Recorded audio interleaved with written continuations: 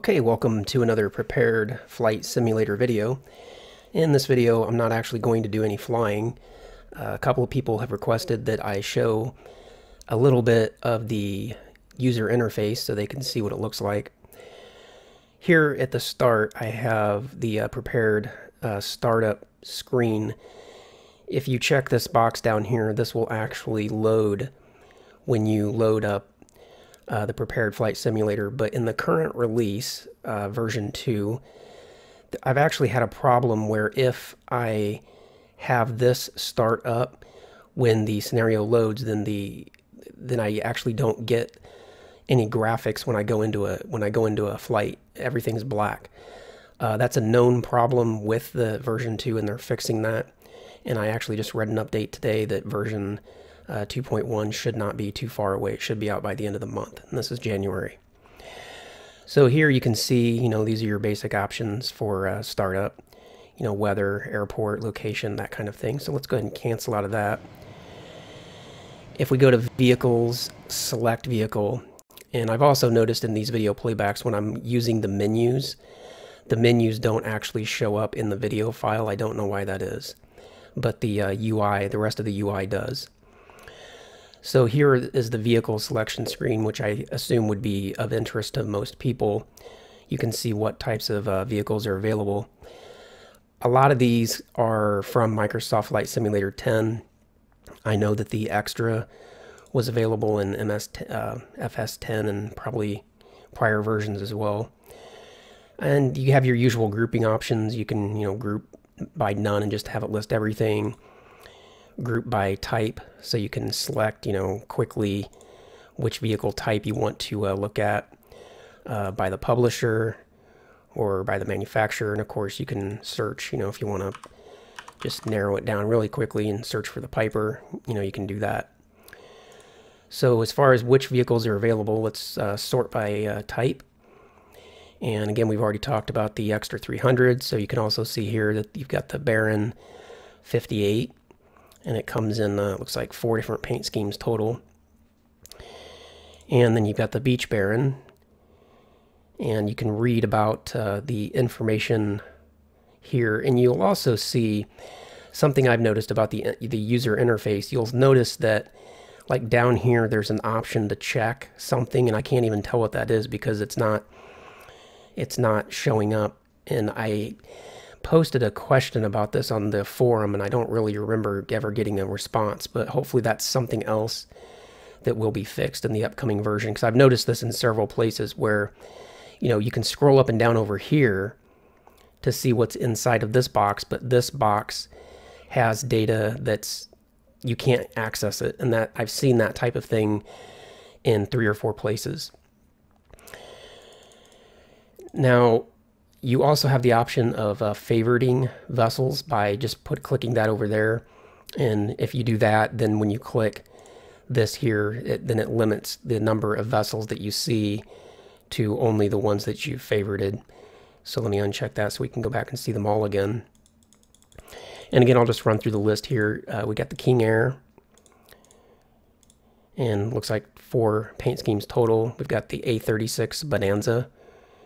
I don't think I've actually even looked at that one yet myself. The Cessna Grand Caravan actually does not come with prepared. I copied this directly out of my Microsoft Flight Simulator 10 directory. It was really easy. It was just drag and drop.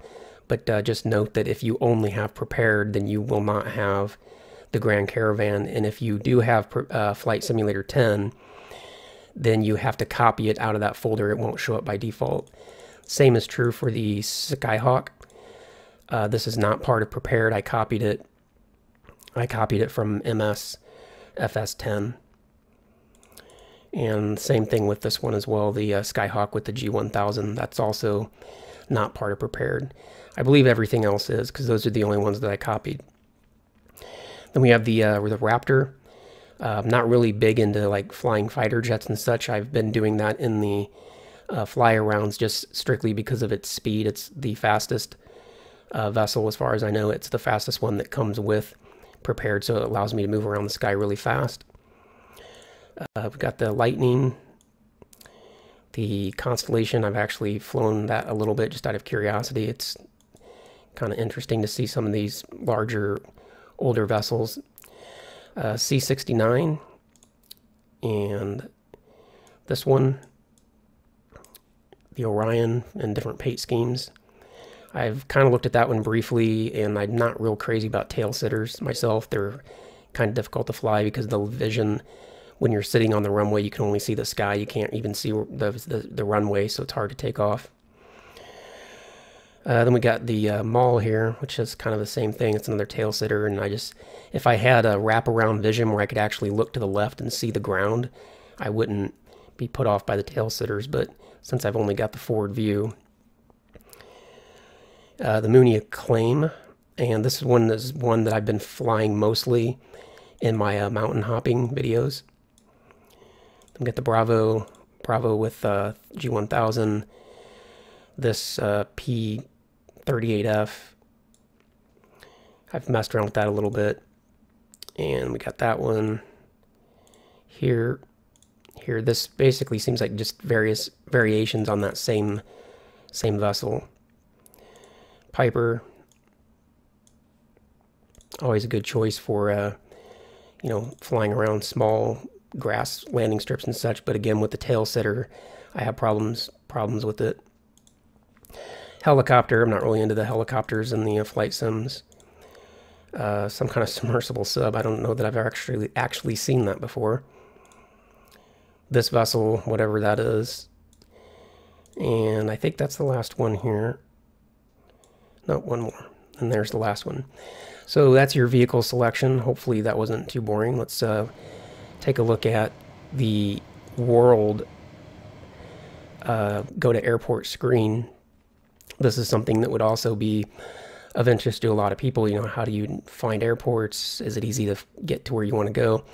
I find it's pretty simple.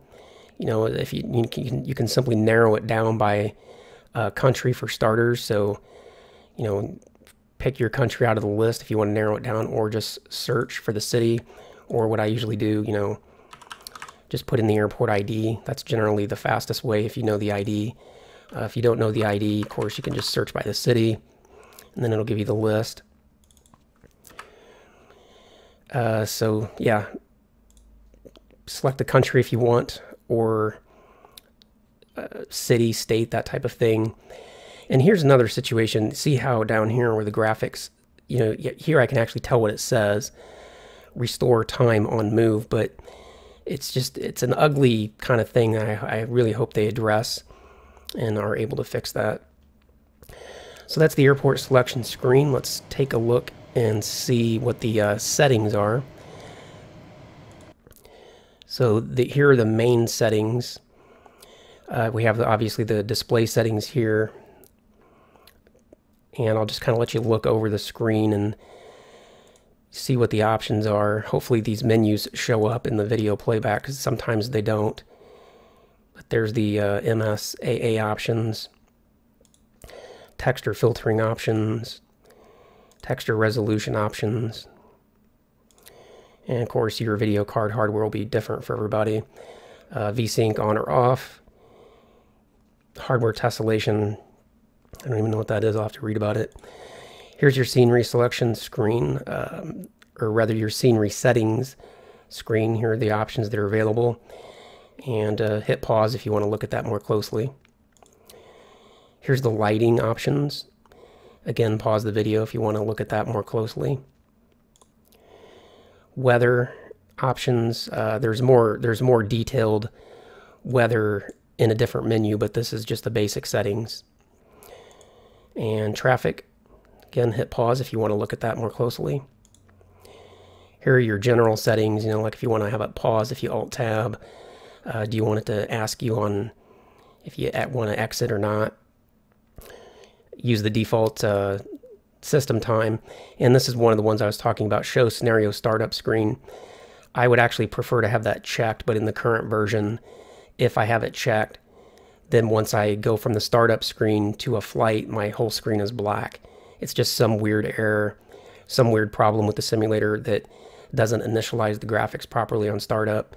And that doesn't happen for everybody, so it may not be a problem on your system. It just depends on, you know, video card, video drivers, all kinds of things like that. But it's a known problem and they've worked it out.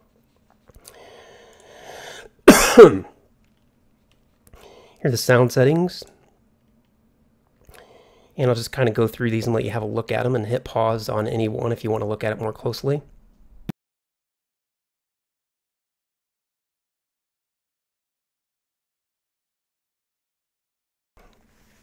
And there's the failure settings and the controls. These are pretty interesting, probably for a lot of people to know how it works. I believe that it works exactly the same way as Microsoft Flight Simulator 10.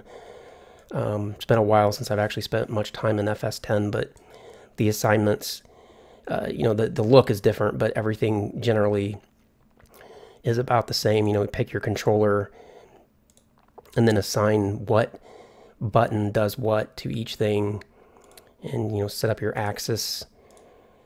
And I don't think I have any force feedback on my controllers. So those are those settings, and then we can come down to the world settings and look at realism. And I just slid everything over to the right, got it on realistic. I don't have enable gyro drift enabled. I think I shut that off because I don't have rudder pedals, so I think that's why I shut that one off. I do have rudder pedals, but they're not plugged in. Then you have these options over here. Time and season, of course. And there's your weather. Actually, that's probably the... you can also get to this weather setting by going to world and then weather. That takes you directly to the weather so that you can, you know, pick your themes. I come here fairly often because I like to play around with weather, you know, instead of just flying purely in clear skies. I like to have, you know, something. And then of course you got user defined. We can take a look at that. I don't know that by default if it can actually get any real world weather or not, or if that's some kind of add-on that you would have to get. So that's I don't, off the cuff here, I don't see any option to download weather from the real world, so that's probably an add-on that you would have to get. Okay, so let's cancel out of that. Excuse me, and I'll see if there's anything else here in any of the screens. Again, I don't believe these menus that I'm currently looking at will show up in the video,